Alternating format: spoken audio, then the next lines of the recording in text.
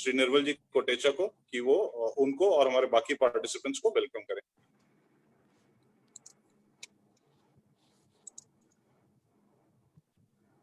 आराध्य के श्री चरणों में से भक्ति वंदन। तेरा पंथ धर्म संघ के एकादशम अधिशास्ता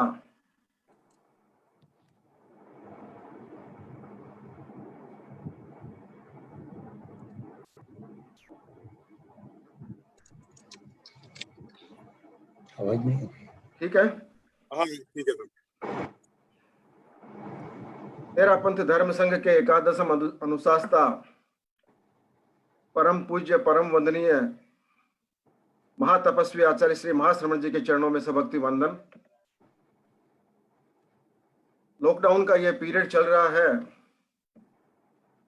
और इसमें जैसा कि आप सभी देख रहे हैं, समय का सदुपयोग करने के लिए, अपने ज्ञान में और वृद्धि करने के लिए हम ये तेरापंथ प्रोफेशनल फोरम एक वेबिनार सीरीज आपके सामने लेकर आया है जिसका नाम है स्पंदन। और आज ये स्पंदन में हमारे समक्ष हमारे टीपीएफ के चीफ ट्रस्टी डॉक्टर निर्मल जी चौरड़िया आज आपके बीच हैं, जो अपने प्रेजेंटेशन से, अपने वक्तव्य से हमें लाभान्वित करेंगे। जैसा कि आप सभी जानते हैं, डॉक्टर निर्मल जी चौरड़िया आप सूरत से हैं। सूरत के एक बहुत ही जाने माने और प्रसिद्ध आप चाइल्ड स्पेशलिस्ट डॉक्टर हैं और उसके साथ साथ आप एक सौम्य व्यक्तित्व के धनी तेरापंथ धर्म संघ के प्रति पूर्ण समर्पित श्रावक हैं। और हमने पिछले कई सालों से देखा है कि आप टीपीएफ के साथ सक्रियता से जुड़े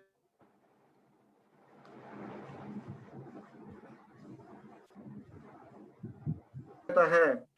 मैं डॉक्टर निर्मल जी चौरड़िया का तेरापंथ प्रोफेशनल फोरम की ओर से हार्दिक अभिनंदन करता हूं, स्वागत करता हूं। हमारे चीफ ट्रस्टी महोदय का हार्दिक अभिनंदन करता हूं, स्वागत करता हूं।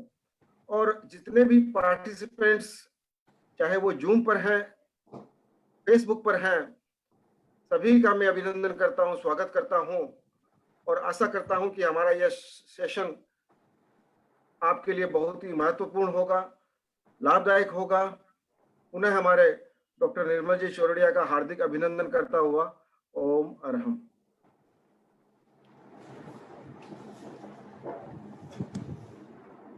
जय जिनेंद्र सबको। हमारे धर्म संघ के आचार्य श्री महाश्रमण जी एवं सभी चरित्र आत्माओं के चरणों में सत वंदन करते हुए तेरापंथ प्रोफेशनल फोरम के स्पंदन कार्यक्रम में आपके साथ जुड़ के मुझे बहुत खुशी हुई है। श्रीमान निर्मल जी और सभी पदाधिकारियों का मैं आभार व्यक्त करता हूं। और श्री लुंकड़ जी ने मुझे लास्ट वीक कहा था कि कोविड के बारे में आप थोड़ी जानकारी स्पंदन सीरीज में दें, तो मैंने इसका स्वीकार किया और आज मैं आपके बीच में कोविड-19 जो कोरोना बीमारी के बारे में कुछ जरूरी बातें लेके आपके बीच में आया हूं। हम सब जानते हैं पिछले 4 महीने से पूरे विश्व में कोरोना बीमारी फैली हुई है। सबसे पहले दिसंबर महीने में चाइना में कुछ केसेस हुए जो निमोनिया के केसेस माने गए कि निमोनिया हुआ है। शुरू के 7 से 10 दिन तक ये समझ में नहीं आया कि निमोनिया के केसेस का कारण क्या है। धीरे धीरे पता चला कि ये निमोनिया की जो बीमारी हुई है, जिसमें सडन डेथ हुई है, इस बीमारी का कारण ये एक वायरस का निमोनिया है। और वायरस का जो स्ट्रक्चर पाया गया वो कोरोना वायरस का स्ट्रक्चर था, क्योंकि कोरोना वायरस जो था वो नया वायरस नहीं था। कोरोना वायरस ने पहले भी काफी बीमारी फैलाई थी। 2002 में साउथ चाइना में सबसे पहले केसेस हुए थे, लेकिन उस समय कुछ ही संख्या में वो केसेस चाइना में होकर रह गए थे। फिर 2012 में मिडिल ईस्ट में हुआ जिसको मर्स नाम से पहचाना गया, MERS, middle east severe respiratory syndrome. तो मर्स की बीमारी 2012 में हुई। फिर अभी ये 2019 में जो कोरोना के केसेस आए उसमें ये पाया गया कि ये वायरस कोरोना वायरस ही है, लेकिन इसने अपना स्ट्रक्चर और रूप बदला हुआ है। WHO ने जब इसको समझा कि ये बीमारी जिस ढंग से फैल रही है ये एक ग्लोबल इमरजेंसी के रूप में फैलेगी, और एक स्टेज पे आने के बाद में जब लगा कि बहुत सारी कंट्री इन्वॉल्व होने लग गई तो WHO ने, विश्व आरोग्य संस्था ने इसको कोरोना पैंडेमिक का नाम दिया और बीमारी को कोविड-19, कोरोना वायरस के होने वाली बीमारी जो 2019 में हुई, इसके लिए इसका नामकरण कोविड-19 किया। और इस वायरस का नाम सार्स कोविड वायरस 2 जो 2002 में हुआ था वो कोविड वायरस 1 था, इसका नाम दिया सार्स कोविड CoV-2, इस वायरस का नाम दिया गया। शुरू में लग रहा था कि ये बीमारी जिस ढंग से बढ़ रही है काफी गंभीर रूप भी लिया इसने, और सबसे पहले हमने देखा कि यूरोप की कंट्रीज में जब चाइना से आगे बढ़ा, इटली, स्पेन, फ्रांस, जर्मनी, इन सब कंट्रीज में गया और वायरस का जैसे जैसे इन्फेक्शन बढ़ता गया हम देख रहे थे केसेस भी बढ़ रहे थे और मृत्यु का मोर्टेलिटी भी बढ़ी। बाद में यूनाइटेड स्टेट्स में जब बीमारी फैली वहाँ भी काफ़ी आगे बीमारी बढ़ चुकी है। हमें भी जब जनवरी में लास्ट हमारे यहाँ भी केरला में जब पहला केस हुआ तो ये जितने भी केस जहाँ भी फैले शुरू में चाइना से ही निकले। हमारे यहाँ से भी कुछ स्टूडेंट जो चाइना में पढ़ते थे वो यहाँ लाए गए और हमें मालूम चला कि ये बीमारी आई है। तो सबसे पहले ये था कि जो बाहर से हमारे यहाँ लोग आ रहे हैं और अलग अलग देशों से आ रहे हैं जिनके साथ ये वायरस हमारे यहाँ के फैला रहा है। पिछले 3 महीने से जिस ढंग से कोरोना के बारे में मीडिया में रोज कुछ न कुछ पब्लिश हो रहा है, सभी चैनल्स पे बार बार दिखाया जा रहा है, बीमारी के बारे में बताया जा रहा है, इसका डायग्नोसिस कैसे हो, इसका इलाज कैसे हो, ये कब कंट्रोल में आएगा, बहुत सारी चीजें हैं। तो मैं आज आपके साथ में जो 30-35 मिनट में कुछ बातें करने जा रहा हूँ, हो सकता है कि मेरी बातों में नयापन कुछ भी नहीं हो, वही पुरानी बातें हो जो आपने सुनी है, आपने समझी है, बार बार अलग अलग रूप पे अलग अलग प्लेटफॉर्म से कही गई है। फिर भी क्या होता है कि कुछ बातें जो ऐसी है जो भले ही बार बार कही जाए लेकिन उनका बार बार कहा जाना भी बहुत जरूरी है। इसका मेन कारण ये है कि अभी तक हम इसका कोई पक्का इलाज जो है हम इसको सर्टिफाई नहीं कर पाए हैं कि यही दवाई है जो कोरोना में काम कर रही है या इसी दवाई से इसका इलाज हो रहा है, पेशेंट ठीक हो सकते हैं, या अभी हमारे पास कोई वैक्सीन नहीं है जिससे हम इसको रोक सकते हैं। तो बीमारी के बारे में लोगों के मन में जो भय और चिंता और डर का जो वातावरण है वो अभी भी काफी फैला हुआ है। और हमें एक अच्छा मौका ये मिला भारत को कि बीमारी लगभग हमारे यहाँ 1 महीने बाद में शुरू हुई और जो केसेस जब लगभग 2 महीने बाद में धीरे धीरे आने शुरू हुए, तो बाय द टाइम जो दूसरी कंट्रीज का जो एक्सपीरियंस रहा इस बीमारी के बारे में कि बीमारी कैसे शुरू हो रही है, बीमारी कैसे फैल रही है, किस किस को ज़्यादा असर हो रही है और हम इस बीमारी को कैसे कंट्रोल में रख सकते हैं, चाहे वो जोग्राफिकल एरिया में कंट्रोल में किया जाए या एक एरिया में किसी स्पेसिफिक क्षेत्र में कंट्रोल में किया जाए। तो ये बात समझ में आने लगी कि यदि कोरोना की बीमारी से संक्रमित रोगी को यदि हम लोगों से मिलना रोक सकते हैं, यदि वो जनरल पब्लिक के बीच में यदि नहीं रहेंगे तो हम इस बीमारी को अच्छी तरह से कंट्रोल में ले सकते हैं। यानी बीमारी जिस स्पीड से बढ़ सकती है वो स्पीड से नहीं बढ़े, इसको हम कहते हैं चेन को ब्रेक करना। अभी इसका मेन कारण ये है कि कुछ बीमारियां ऐसी होती है जो अपना चिन्ह तुरंत दिखा देती है। यदि शरीर में कोई वायरस या बैक्टीरिया आता है तो कुछ दिनों के बाद में वो रोग है वो अपने लक्षण दिखाने देता है। कोरोना वायरस जो कोविड-19 का जो वायरस है, इस वायरस ने जो अपना रूप बदला हुआ है, अपना स्ट्रक्चर बदला हुआ है, तो ये वायरस जब मनुष्य के शरीर में प्रवेश करता है, हमने पहले देखा कि ये कैसे आया, चमगादड़ जो बैट से वो पेंगोलिन्स में गया होगा या मर्स के टाइम में कैमल से, ऊंट से फैला, तो यहाँ पे एनिमल से ही ह्यूमन में ट्रांसमिशन हुआ, लेकिन अभी ये ह्यूमन टू ह्यूमन ट्रांसमिशन है। मनुष्य से मनुष्य के अंदर जब वायरस जाता है तो ये बीमारी लाता है। लेकिन इस बीमारी का जो मुख्य लक्षण जो है, जो हमारी चिंता का कारण है कि 40 से 50% रोगियों में या दर्दियों में इस बीमारी के कोई लक्षण ही नहीं होते। यानी आदमी आपके बीच में बैठा है, आपसे बात कर रहा है, आपके घर में है, लेकिन उसके शरीर में वायरस है, लेकिन वायरस का कोई बीमारी का चिन्ह नहीं है। जैसे हम जो कॉमन चिन्ह हम कहते हैं कि खांसी आना या गले में दर्द होना या शरीर में दर्द होना, बुखार आना, सांस में तकलीफ होना, 40 से 50% जो रोगी होते हैं क्योंकि उनके शरीर में वायरस है लेकिन बाहर से रोग के लक्षण नहीं है। और ऐसे लोग जब समाज के अंदर घूम रहे हैं या अपने बिजनेस प्रीमाइसेस पे जा रहे हैं या अपने जरूरी काम के लिए जा रहे हैं, तो जिन जिन लोगों से वो मिलते हैं उन लोगों के शरीर में भी वायरस प्रवेश करता है। यदि उनको छींक आ गई या खांसी आ गई या जहां भी उन्होंने छींक या खांसी खाई हो और उसके जो ड्रॉपलेट्स होते हैं, ड्रॉपलेट्स का मतलब होता है जब हम सांस लेते हैं तो हमारे मुंह से जब कभी छींक होती है, खांसी होती है, तो हमारी थूक या जिसको हम लाल बोलते हैं और उसके साथ या कफ के साथ मिलकर वो वायरस से बाहर आता है, तो पार्टिकल्स के रूप में वो बाहर आके 1 से 2 मीटर तक जा सकता है। और जो भी सरफेसेस है, चाहे वो दीवार हो, चाहे टेबल हो, कुर्सी हो, टेलीफोन हो, कोई फाइल हो, आपका खुद का मोबाइल फोन हो या आपके खुद के कपड़े हो, उसमें वो लग सकता है। और जब ऐसी सरफेसेस पे कोई हाथ लगाता है जिसको मालूम नहीं है कि सरफेस के ऊपर वायरस या कोई चीज है, या वो टेबल कुर्सी जो भी है उसको हमने अच्छी तरह से सैनिटाइज या डिसइंफेक्ट नहीं किया है, तो वही वायरस अपने हाथ में आके जब हम उस हाथ को अपने मुंह पे ले जाते हैं, और ये मुंह पे हम जब ऐसे मुंह पे ले जाते हैं तो हमारी दोनों आंखें, नाक और मुंह का जो भाग है इसको हम टी जोन बोलते हैं। टी जोन यानी दोनों आंख, नाक और मुंह, इस जोन से वायरस शरीर में प्रवेश करता है। अब एक बार वायरस जब शरीर में प्रवेश करता है तो वायरस शरीर में 2 दिन से 14 दिन तक रह सकता है, जिसको हम कहते हैं इंक्यूबेशन पीरियड।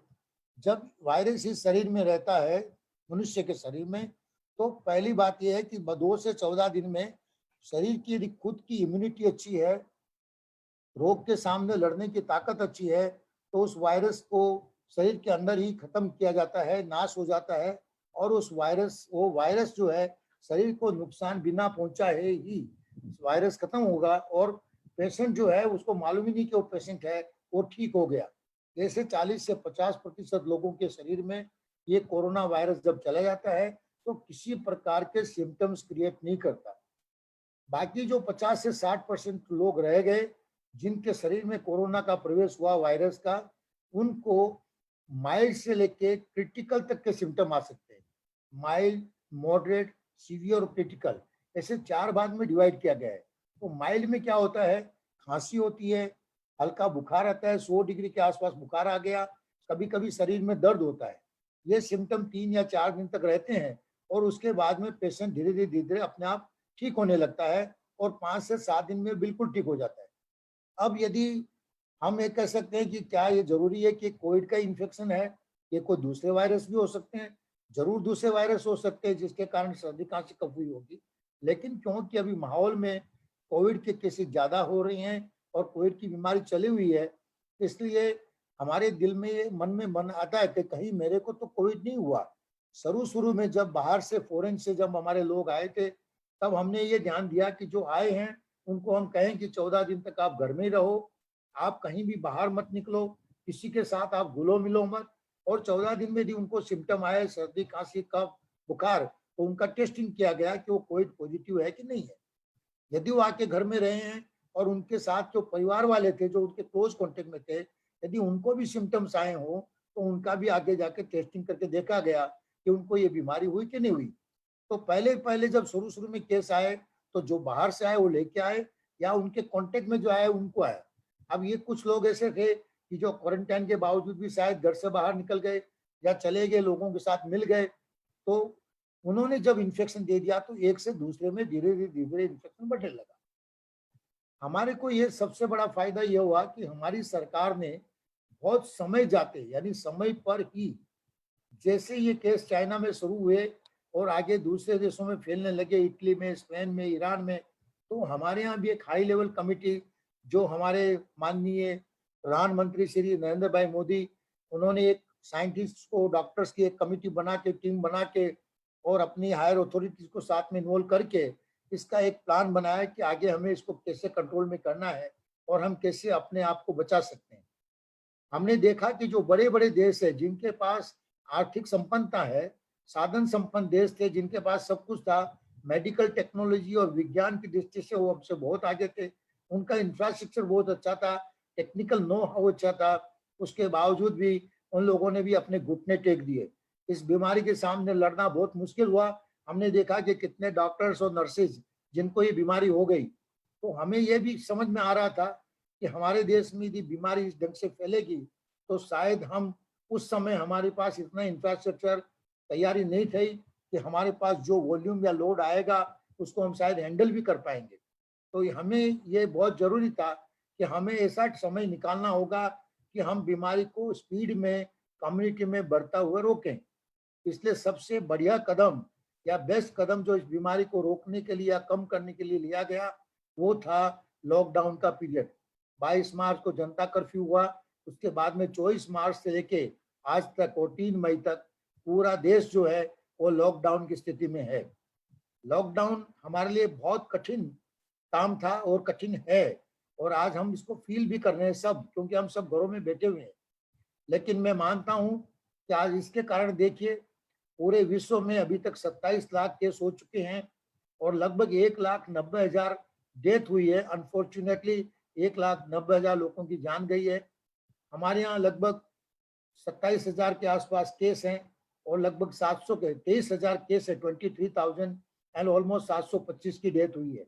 यानी ऑलमोस्ट 24 मार्च से लेकर आज तक 1 महीने का पीरियड जो हमारा लॉकडाउन हुआ उसमें जो केसेस बढ़ने की गति बहुत कम हो गई। मॉर्टेलिटी को हम बहुत अच्छी मात्रा में कंट्रोल में रख पाए हैं, क्योंकि लॉकडाउन के कारण हमने लोगों की मूवमेंट थी जो एक दूसरे के साथ मिलना था वो बंद कर दिया। अब 3 मई तक ये लॉकडाउन रहेगा। सरकार और central government and state government दोनों जो है अपनी तरफ से पूरी कोशिश कर रही है कि हम इसको कैसे कंट्रोल में रखें और आगे बढ़ने से रोक भी सकें, और यदि बीमारी आ गई तो हम अपनी प्रजा को, हमारी लोगों को कैसे बेस्ट से बेस्ट केयर दे सके। तो आज मैं कुछ आपको रोग संबंधी बातें करना चाहूंगा, क्योंकि हमने देखा है कि कोविड के नाम से लोगों में जो एक घबराहट है, जो डर का वातावरण है, भय है, चिंता है कि ये किसको बीमारी कब आ जाएगी। और जब हम ये कहते हैं कि भाई इसका कोई अभी तक पक्का इलाज या पक्की दवाई इसकी नहीं पाई गई है, हालांकि ICMR, Indian council of medical research, उसने भी कुछ गाइडलाइन दी है कैसे ट्रीट करना है। वर्ल्ड में भी बहुत सारी जगह बहुत सी दवाइयों पे एक्सपेरिमेंट चल रहा है कि क्या ये दवाई काम करेगी, ये दवाई काम करेगी। अब जैसे आप अभी देख रहे हो कि प्लाज्मा थेरापी, जो पेशेंट ठीक हो चुके हैं उनके ब्लड से ब्लड लेके 3 हफ्ते के बाद उसमें से जो प्लाज्मा, जो क्लियर फ्लूइड होता है उसको तैयार करके यदि वो पेशेंट को दिया जाए तो उससे जो एंटीबॉडी शरीर में जाती है जो बीमारी को ठीक करती है।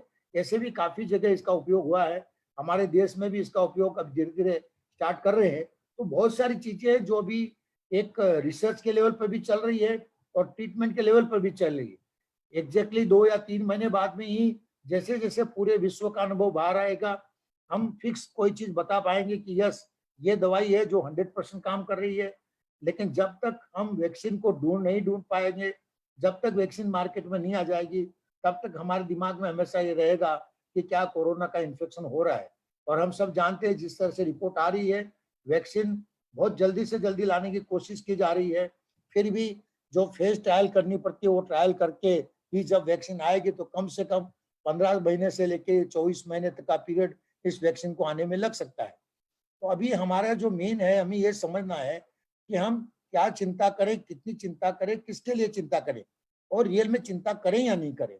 तो मेरा ये कहने का मतलब था मेन तो कि कोरोना वायरस जो है ये हवा से में जब आता है ड्रॉपलेट से फैलता है या सरफेसिस पे जो वायरस लग जाता है वो हमारे आंख से, नाक से या मुंह से शरीर में प्रवेश करता है।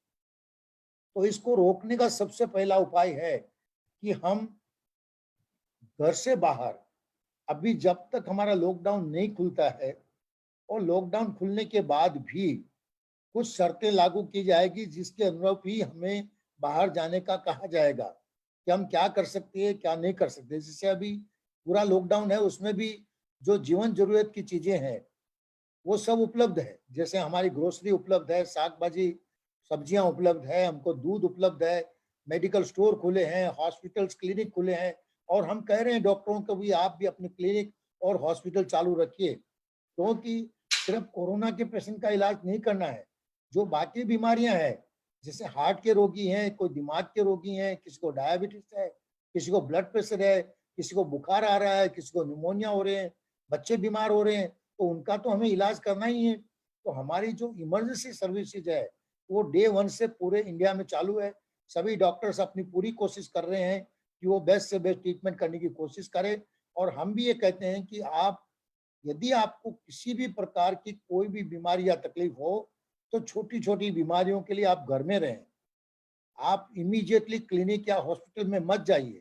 आपको कोई भी तकलीफ हो रही है, आप अपने फैमिली डॉक्टर से फोन पे बात कीजिए कि मेरे को ये तकलीफ है। जिन बीमारियों का उनको लगता है कि ये कोई सादी तकलीफ है या सादी बीमारी है जिसके लिए अस्पताल या क्लिनिक में आना जरूरी नहीं है, तो जो फोन पर आपको सलाह दी जाती है या दवाई बताई जाती है उस प्रकार से दवाइयां लीजिए। यदि डॉक्टर साहब को कुछ आपके चिन्ह से लगते हैं कि जिसमें आपका क्लिनिक पे जाके या हॉस्पिटल में जाके चेकअप करवाना जरूरी है, उसी समय ही आप बाहर निकलिए। तो बिना किसी आवश्यक जरूरत के घर से बाहर किसी भी हालत में नहीं जाए। न बच्चे निकले, न युवान निकले, न बुजुर्ग निकले, किसी को भी घर से बाहर बिना इमरजेंसी जरूरत के नहीं जाना है। कभी कभी क्या होता है कि कुछ समय के बाद हमको लगने लगता है कि देखो हमारे यहाँ तो कुछ भी नहीं है, हमारे मोहल्ले में कुछ नहीं है, हमारे यहाँ 2 किलोमीटर तक कोई रोगी नहीं है, तो हम थोड़े रिलैक्स हो जाते हैं। मुझे ये कहना है कि ये रिलैक्स होने का समय अभी भी नहीं है। हमें किसी भी प्रकार से रिलैक्स नहीं होना है। हम सबको अपने स्वास्थ्य और अपनी जान की पूरी रक्षा के लिए जो भी गाइडलाइंस है उसको स्ट्रिक्टली फॉलो करनी है। गाइडलाइन में जैसे मैंने कहा 2 या 3 चीजें इंपॉर्टेंट है। घर से बाहर नहीं निकले, जरूरत के कारण यदि घर से बाहर जाना पड़े तो आप मास्क का उपयोग करें। चेहरे पे पूरा मास्क कवर होना चाहिए, नाक और मुंह आप अच्छा कपड़े का मास्क लगा के जा सकते हैं। बाहर सर्जिकल मास्क कॉमन एरिया में जाने के लिए जरूरी नहीं है। यदि आप हॉस्पिटल में प्रवेश कर रहे हैं तो भी एक अच्छा अपना कपड़े का पूरा मास्क जो आपके नाक और मुंह को कवर करे, ऐसा मास्क पहन के आप जाइए। बिना मास्क आपको बाहर नहीं निकलना है, मूवमेंट नहीं करनी। दूसरी बात, 2 व्यक्तियों के बीच में सोशल डिस्टेंसिंग, यदि इस बीमारी को रोकने का जो सबसे महत्वपूर्ण इंपॉर्टेंट बात है वो है सोशल डिस्टेंसिंग। हमें कम से कम 1 से 2 मीटर का अंतर 2 व्यक्तियों के बीच में रखना है। यदि आप बाहर जा रहे हो, कोई ग्रोसरी शॉपिंग के लिए जा रहे हो, कभी क्लिनिक पे जा रहे हो या हॉस्पिटल में जा रहे हो, तो जहां भी हैं वहां पे सोशल डिस्टेंसिंग को मेंटेन करें। क्योंकि यदि आपने मास्क लगाया है, सोशल डिस्टेंसिंग मेंटेन कर रहे हो, तो यदि कभी खांसी आ गई, छींक आ गई और मान लो कि शरीर में कोरोना वायरस है, तो भी वो वायरस जो है सोशल डिस्टेंसिंग के कारण दूसरे के शरीर में प्रवेश नहीं कर पाएंगे या वहां तक नहीं पहुंच पाएंगे। इसलिए सोशल डिस्टेंसिंग का रखना बहुत ही जरूरी है। तीसरी बात यह है कि जिन व्यक्तियों की उम्र 65 साल से ऊपर है, भले उनको कोई बीमारी नहीं हो, फिर भी उनको जब तक सरकार ये निर्देश नहीं दे दे या मेडिकल गाइडलाइंस में ये नहीं आ जाए कि आपको घर से बाहर निकल सकते हो, कहीं जा सकते हो, तब तक आपको घर से बाहर नहीं निकलना है। सिर्फ अपने स्वास्थ्य के लिए यदि कोई इमरजेंसी तकलीफ है तो आप प्रिकॉशंस के साथ हॉस्पिटल जाइए। बाकी 65 के ऊपर के व्यक्ति, जब तक पूरा कंट्री सेफ नहीं हो जाए, जब तक प्रॉपर गाइडलाइन नहीं आ जाए, तब तक आप घर में ही रहें। जो 60 साल के ऊपर के व्यक्ति हैं, जिनकी आयु 60 से ऊपर है, उनको यदि उम्र के साथ साथ कोई एसोसिएटेड बीमारियां हैं, किसी को हार्ट की तकलीफ हो, किसी को प्रेशर हो, हाई प्रेशर, किसी को डायबिटीज है, किसी को किडनी की तकलीफ है, किसी को लीवर की तकलीफ है, या कोई रोगी ऐसे हैं जिनको ऐसी दवाइयां चल रही है जिनसे उनकी रोग प्रतिकारक शक्ति बीमारी से बचने की शक्तियां कम हो। जैसे कहते हैं कुछ बीमारियां होती है जिसमें स्टीरॉयड नाम की दवाई चल रही है, कुछ कैंसर के रोगी होते हैं। ऐसे रोगी जिनको ऑलरेडी पहले से कोई बीमारी है और उनकी उम्र 60 साल से ऊपर है, मेहरबानी करके आप लोग भी बाहर नहीं निकले, क्योंकि 60 इयर्स के ऊपर जिनको एसोसिएटेड कोमॉर्बिड कंडीशन इनको कहते हैं, उनमें रिस्क बहुत बढ़ जाती है। तो बहुत इस चीज का ध्यान रखना है। तीसरी बात है कि जो दवाइयां ऑलरेडी आप ले रहे हो किसी न किसी दूसरी बीमारी के लिए, वो दवाइयां आप अपने फैमिली डॉक्टर को पूछकर चालू रखें। दवाइयां अपने आप न बंद करें न उसका डोज बढ़ाएं। आप अपने डॉक्टर से नियमित टच में रहें और आपकी जो दवाइयां ऑलरेडी चल रही है उन दवाइयों को आप बंद नहीं करें। तो ये तो है हमारी उम्र वाले व्यक्तियों के लिए बात कि जो उम्र है 60 साल के ऊपर, यदि उनको साथ में कोई एसोसिएटेड तकलीफ है तो वो कृपया किसी भी कारण से घर से बाहर नहीं निकले। सिर्फ अपने स्वास्थ्य संबंधी किसी कारण से जाना पड़े तो आप अस्पताल में जाइए। और 65 इयर्स के ऊपर जो है वो भी किसी भी कारण से जब तक प्रॉपर गाइडलाइन नहीं आएगी या जब तक बीमारी पूरी कंट्रोल में नहीं आएगी तब तक बाहर नहीं जाए। दूसरी बात है बच्चों के लिए, क्योंकि मैं चाइल्ड स्पेशलिस्ट हूँ, मुझे भी बार बार ये पूछा गया कि बच्चों में हम क्या ध्यान रखें। देखिए, इस बीमारी का एक पॉजिटिव एस्पेक्ट भी कह सकते हैं कि ये बीमारी बच्चों में कम होती है, लेकिन ये नहीं कि नहीं होती है। न्यूबॉर्न बच्चे होते हैं जो 5 दिन के, 7 दिन के, 1 महीने के, उसमें भी बीमारी पाई गई है। 1-1.5 महीने के बच्चे में बीमारी पाई गई है। 2 साल, 5 साल, 7 साल, 10 साल छोटे बच्चों में भी बीमारी आई है, ऐसा नहीं कि नहीं आती। और यंग युवान जो होते हैं उनमें भी बीमारी आई है। तो हमारे यहाँ भी थोड़ा हमने देखा कि क्योंकि हमारे यहाँ एक तो बुजुर्ग प्रजा जो 70 ईयर्स के वो है हमारी कम है, हमारे यहाँ यंग लोग ज्यादा हैं। और हमारे यहाँ पाया गया कि 30 साल से 50 साल के बीच में भी बीमारी ने काफी लोगों को संक्रमित किया है और उनको भी बीमारी आई है।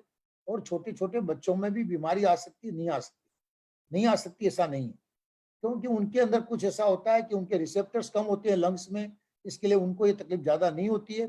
फिर भी they are not totally immune कि भी उनको बीमारी नहीं होगी। इसलिए हमें बच्चों को वही बचा कर रखना है।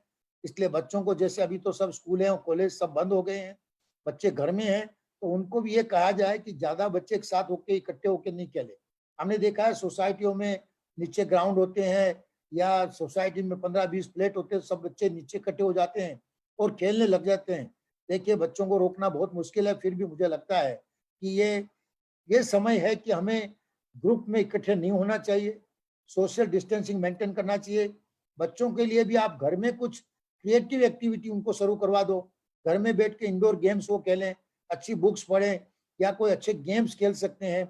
जहां तक हो सके आप उनको भी घर में ही रखने की पूरी कोशिश करो, क्योंकि हमें नहीं मालूम है कि किस व्यक्ति के शरीर में कोरोना वायरस कहाँ से आ गया। अभी हमने देखा कि काफी जगह लोग सब्जियां लेने गए और सब्जी वालों को कोरोना वायरस पॉजिटिव हो गया और वहां से लोगों में वापस बढ़ गया। तो हमें बहुत ध्यान रखना पड़ेगा कि कहाँ से वायरस शरीर में आके और कैसे दूसरों को इन्फेक्शन कर देगा। और जैसे मैंने कहा कि 40 से 50% लोग ऐसे हैं जिनको कोई सिम्टम नहीं है, एसिम्प्टोमेटिक है, और वही सबसे ज्यादा इन्फेक्शन फैला सकते हैं। तो बच्चों का हमें खास ध्यान रखना है। और बच्चों का एक विशेष ध्यान ये भी रखना है, हम जानते हैं कि हमारे यहाँ एक ऐसा फैमिली कल्चर है, जॉइंट फैमिली में, जहाँ दादा दादी रहते हैं, बच्चे भी रहते हैं, या नाना नानी होते हैं, बुजुर्ग घर में होते हैं।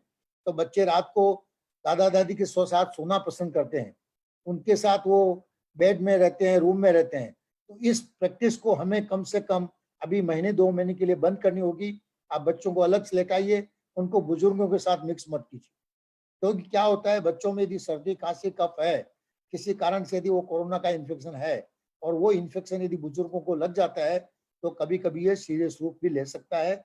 इसलिए बच्चों को और बुजुर्गों को रात को सोने के समय में आप उनको मिक्स नहीं करें, उनको भी थोड़ा डिस्टेंस मेंटेन करें। ये तो बात मैंने कही कि कॉमन जैसे भी कोरोना के केसेस हैं, जैसे कैसे इन्फेक्शन फैल सकता है, हमें क्या क्या प्रिकॉशंस लेने हैं।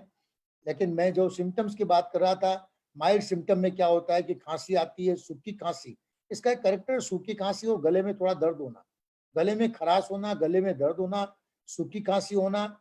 और इसके साथ में यदि सांस में तकलीफ हो रही है यदि सांस लेने में थोड़ा हमें बोझ जैसा लग रहा है कि सांस एक नॉर्मल ढंग से नहीं आ रहा है, या हमें थोड़ा सांस लेने में खींच के सांस लेना पड़ता है, और खास करके उम्र वाले व्यक्तियों में, और साथ में यदि फीवर भी है, तो घबराए और चिंता किए बिना आपको डॉक्टर से बात करके, जहां ऐसी स्पेशल सर्विसेज क्रिएट की गई है, बहुत से शहरों में ये सर्विसेज क्रिएट करी गई है, जहाँ पे सर्दी, खांसी, कफ और बुखार वाले दर्दियों को, रोगियों को अलग से चेकअप किया जाता है।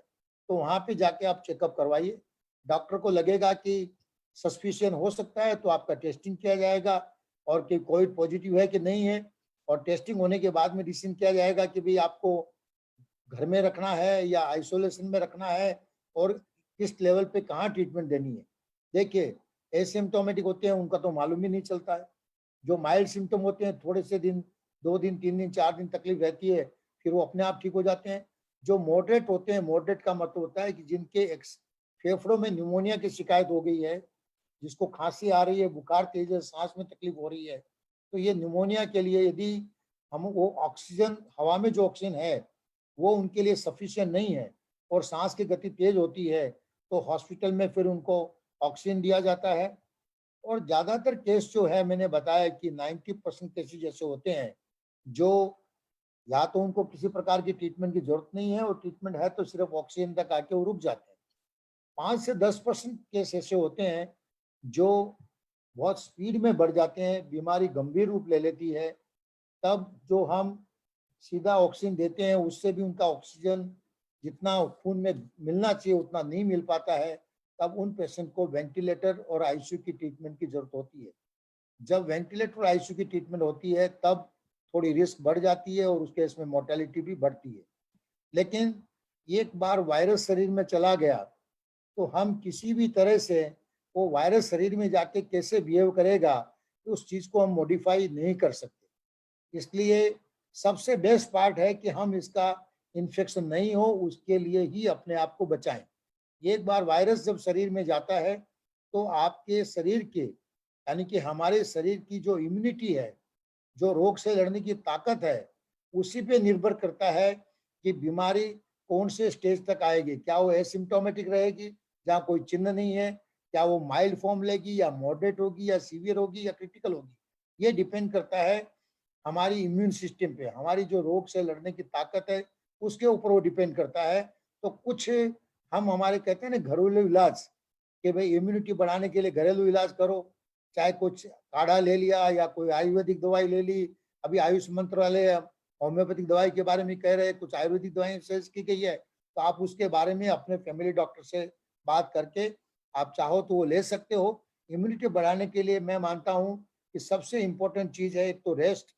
आप पूरा रेस्ट करें, भोजन पे ध्यान दें, आप जो कहते हैं सात्विक खाना लें जिसमें फ्रूट्स और वेजिटेबल ज्यादा हो, विटामिन सी जिससे ज्यादा मिलता हो, जैसे साइट्रस फ्रूट्स होते हैं उनका उपयोग करें, ये इम्यूनिटी बढ़ाने में मदद करते हैं। तो खाना आपका संयमित हो, जो आपकी इम्यूनिटी बढ़ाए ऐसे खाने में चीजें हमें लेनी है।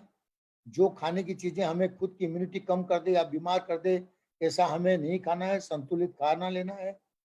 हमें कम से कम रात को 7 से 8 घंटे की नींद लेनी है, तो नींद जो है आपकी बॉडी को एक रिचार्ज करती है, आपके जो बॉडी के टॉक्सिन्स है उसको दूर करती है, और उससे बॉडी की इम्यूनिटी भी बढ़ती है। ये हमें अच्छी तरह नींद लेनी है। और हम जैन पद्धति में जैसे योग है, प्राणायाम है, रक्षा ध्यान है, ध्यान का प्रयोग करें।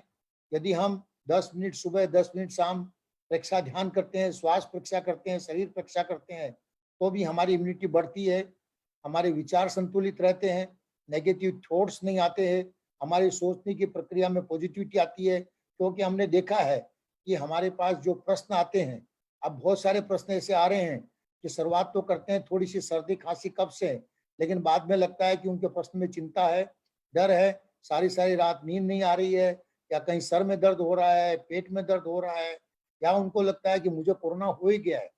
कुछ लोग तो ऐसे बोलते हैं कि नहीं मेरे को तो कोरोना हो गया डॉक्टर साहब।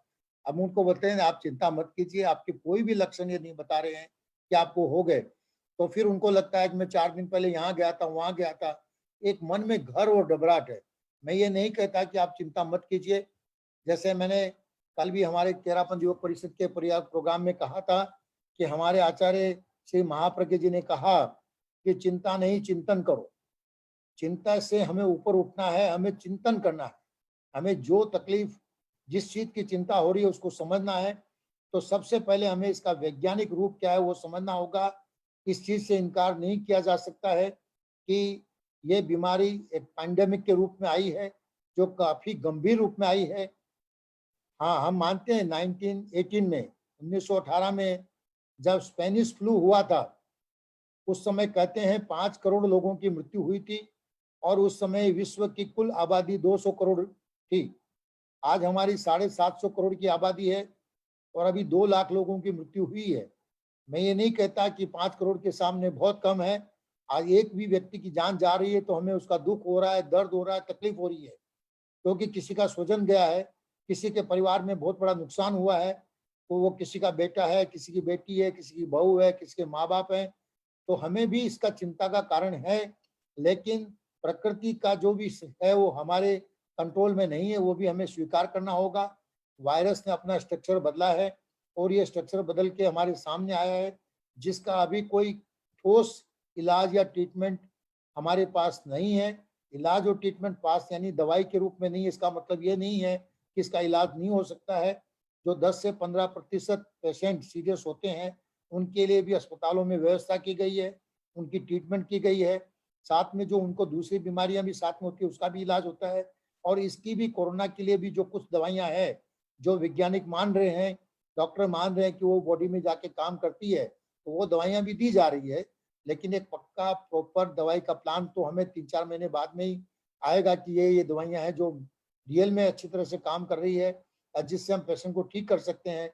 अभी हमारे हाथ में जो सबसे बड़ी चीज है प्रिवेंशन, और प्रिवेंशन इसलिए भी करना है कि हमें अपने आप को बचाना है, अपने परिवार को बचाना है, हमारे समाज को बचाना है, हमारे देश को बचाना है।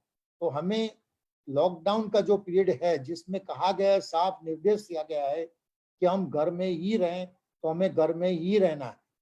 लॉकडाउन अभी जैसे कह रहे हैं, आप भी समझ रहे हो, बहुत सारे मीडिया में बातें आ रही है, सरकार भी कह रही है कि डिस्ट्रिक्ट आइडेंटिफाई किए कहाँ पे केसेस ज्यादा है, हॉटस्पॉट आइडेंटिफाई किए कहाँ पे केस ज्यादा है, वहां पे ज्यादा विशेष बाहर देके हम ये पूरी कोशिश हो रही है कि वहां पे ये ज्यादा नहीं फैले।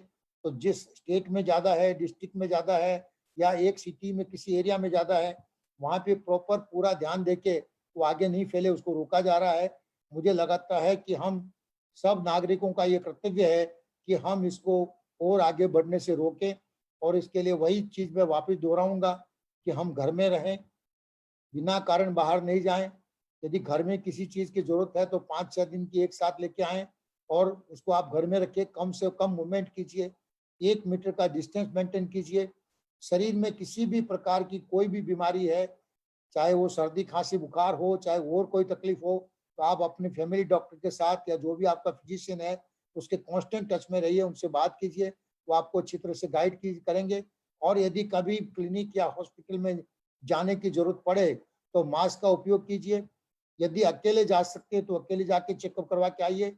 बहुत ही जरूरी है तो किसी एक व्यक्ति को साथ ले जाएं, और जिसको साथ ले जाएं वो यंग व्यक्ति हो। उम्र वाली व्यक्ति जो 60 साल से ऊपर है वो साथ में नहीं जाए।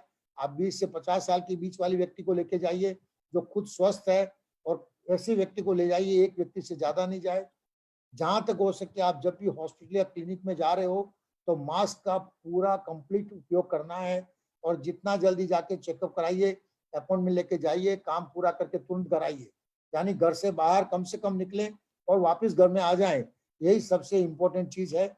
और जैसे मैंने कहा, अपनी इम्यूनिटी बढ़ाने के लिए जो अपने घरगथ्थु उपाय या इलाज होते हैं वो हम शुरू कर सकते हैं। विटामिन सी जिन चीजों से ज्यादा मिलती है वो विटामिन सी का उपयोग करें। कुछ आयुर्वेदिक होम्योपैथिक दवाइयां भी हमारे आयुष मंत्रालय ने बताई है, वो भी आप अपने किसी भी डॉक्टर से कंसल्ट करके यदि आप चाहें तो वो ले सकते हैं, तो सभी इम्यूनिटी बढ़ सकती है। यानी सबसे इम्पोर्टेंट चीज ये है कि हम इस बीमारी से कैसे अपने आप को बचाएं। बच्चों पे ध्यान दें, बुजुर्गों पे ध्यान दें, ये सब करना बहुत जरूरी है। मुझे लगता है इस बीमारी की जो मेन बातें थी मैंने आपको बताने की कोशिश की है, और मैं यहीं अपने जो वक्तव्य है इसको विराम दूंगा। और अभी यदि किसी को किसी भी प्रकार का प्रश्न कोरोना संबंधी पूछना हो तो you are most welcome. Thank you very much. Thank you doctor साहब। एक क्वेश्चन, एक रादर एक कोटेशन जो अक्रॉस इंडिया जगह जगह होर्डिंग पे लगा हुआ है, और एक फोटोग्राफ मेरे पास में सूरत की भी आई जिसमें स्पेसिफिकली लिखा हुआ है, do you know why all the temples are closed?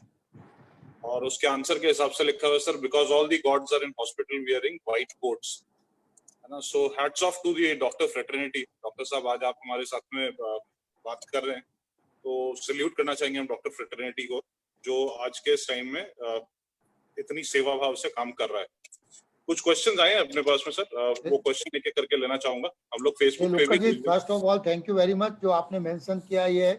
और अभी देखिए एक बॉर्डर पे खड़ा हुआ सैनिक जो देश की रक्षा करता है दुश्मन से, आज डॉक्टर, नर्सिस और हेल्थ केयर में जितने भी लोग जुड़े हैं और एसेंशियल सर्विसेज में, चाहे वो पुलिस कर्मचारी हो, चाहे वो नगर पालिका और महानगर पालिका के कर्मचारी हो, हेल्थ सेक्टर में जो भी हेल्थ केयर वर्कर्स हैं, आज उनको भी एहसास हो गया कि हमारी जिम्मेदारी भी किसी सैनिक से कम नहीं है। We are the warriors. और आज ये कम्युनिटी में हमारी एक जिम्मेदारी आई है और मुझे गर्व है इस बात का कि जो भी आपने कहा, व्हाइट कोट वाले भी अपना कर्तव्य अच्छी तरह से निभाने की कोशिश कर रहे हैं। हालांकि कुछ गलत फहमियों का वो शिकार भी हुए, लोगों ने उनको घर में आने से रोका, उनको मकान देने से रोका, बहुत सारी चीजें हुई, लेकिन अनफॉर्चुनेटली इसमें उनका डर और चिंता थी पब्लिक की। लेकिन मुझे लगता है कि by and large people are also supporting very much to the healthcare people and that's why we are in a position to deliver our services। क्योंकि हमारे भी परिवार हैं, हमको भी चिंता हो रही है, हमारे परिवार वाले भी चिंता कर रहे हैं, डॉक्टर्स और नर्सिस के फैमिली में भी टेंशन और चिंता है। लेकिन हम पूरा प्रोटेक्शन रख के, जैसे बोलते हैं पीपी जो यूज करते हैं, हमारे पूरे स्टाफ को हम पीपी दे रखा है, पूरा यूज कर रहे हैं। So we are taking care कि भी कम से कम इसमें इन्वॉल्वमेंट आए। फिर भी देखिए ऐसा है कि आज कोई भी चीज ऐसी नहीं है जिसमें रिस्क नहीं है, लेकिन आज देश का सवाल है तो ये रिस्क हमें सबको उठानी होगी और ये काम हम सबको करना होगा।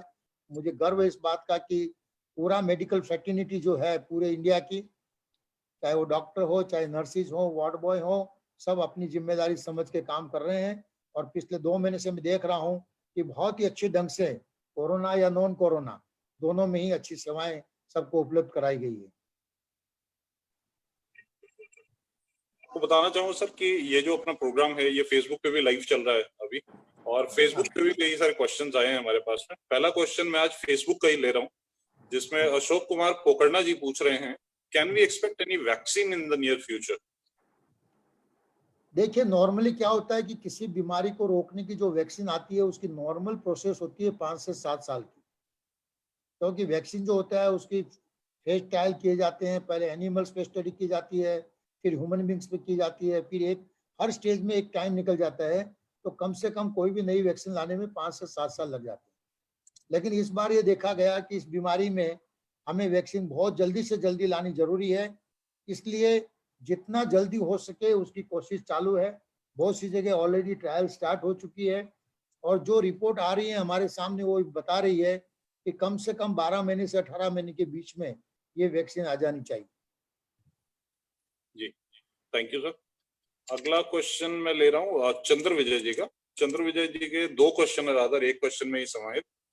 If a person is asymptomatic, after how many days will he start showing symptoms, और is it that he will never show symptoms? या जैसे मैंने कहा था कि इसका इंक्यूबेशन पीरियड है वो 2 से 14 दिन का होता है। तो 2 से 14 दिन के बीच में मान लो कि मेरे शरीर में आज कोरोना वायरस ने प्रवेश किया है, तो 2 दिन से लेकर 14 दिन तक 2 वीक्स तक कभी भी सिम्टम आ सकते हैं। एवरेज लगभग 5 से 6 दिन होते हैं। यदि वायरस ने इन्फेक्शन किया है तो एवरेज लगभग 5 से 6 दिन का टाइम होता है जब सिम्टम आने शुरू हो जाते हैं, जैसे खांसी का होना, हल्का बुखार का होना, ये पहले सिम्टम्स होते हैं जो नॉर्मली 5 से 6 दिन के बाद शुरू होते हैं, लेकिन ये 2 सप्ताह तक 14 दिन तक आ सकते हैं। और 40 से 50% जैसे मैंने कहा जिसमें कोई सिम्टम नहीं है, एसिम्प्टोमेटिक है। अब जैसे मैं आपको बताऊं कि भी मान लो कि किसी घर में कोविड पॉजिटिव है और उसके घर वाले सभी उसके कांटेक्ट में आ चुके हैं, लेकिन होता है कभी कभी ये घर में किसी और को हुआ ही नहीं या हमने उनका टेस्ट नहीं किया, कोई सिम्टम नहीं आया, यदि उन सबके टेस्ट करते तो मालूम चलता है कि कितने पॉजिटिव हो गए। अब जहाँ वो हाई रिस्क होते हैं वहाँ टेस्ट भी किया जाता है उनका, 5 दिन के 7 दिन बाद टेस्ट करके पता लगाया जाता है कि क्या वो पॉजिटिव हुई या नहीं हुई। तो ज्यादातर लोग पॉजिटिव नहीं होते और जो होते हैं उनमें सिम्टम ही नहीं आते। अभी दिल्ली में बहुत सारे केसेज है जहाँ एक सर्विलेंस में टेस्टिंग कर रहे हैं टेस्ट पॉजिटिव आ रहे हैं लेकिन सिम्टम नहीं है। बहुत सी जगह ऐसा है जहाँ एक सर्वेलेंस टेस्ट करते हैं आप, ज्यादा सिम्टम नहीं है, या मामूली सर्दी खांसी कफ है, तो एसिम्टोमेटिक जो होते हैं उनका तो मालूम ही नहीं चलता। राइट सर, इसी के साथ में इनका क्वेश्चन ये भी था कि जो जिन लोगों के सिम्टम नहीं पता चल रहे हैं, क्या वो अपने आप कुछ टाइम के बाद में कोविड नेगेटिव में कन्वर्ट हो जाते हैं या वो कोविड पॉजिटिव ही रहते हैं?